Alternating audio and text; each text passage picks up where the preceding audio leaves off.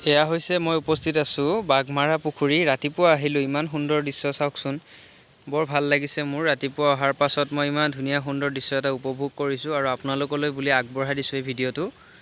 ইমান ধুনীয়া সুন্দৰ পৰিৱেশ, অলপ অলপ বৰষুণ পৰি আছে।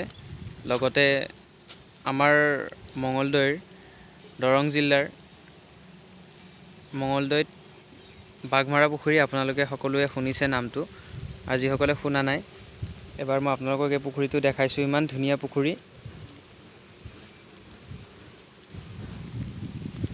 বতৰটো আজি বৰ ধুনীয়া, ঠাণ্ডা পৰিছে, মাজে মাজে বৰষুণো দিছে, অতি সুন্দৰ।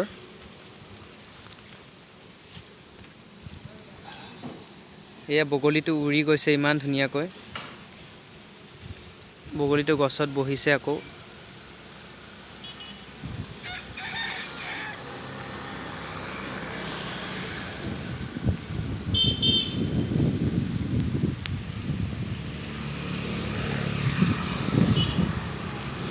বৰষুণ পৰি আছে, ইমান সুন্দৰ মনোমোহা দৃশ্য আপোনালোকে সকলোৱে এবাৰ উপভোগ কৰিব।